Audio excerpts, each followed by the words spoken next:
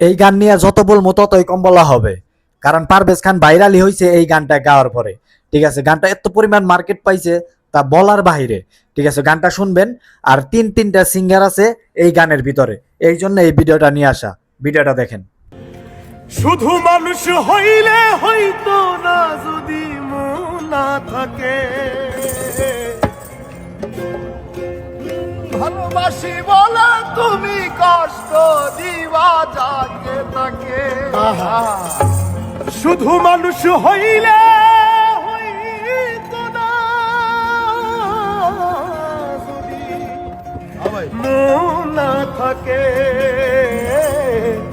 ভালোবাসি বলে কষ্ট তুমি দিবা যাকে তাকে। ওরে কি লাভ হইল এক মোরারে আবার মারিলা ভালো।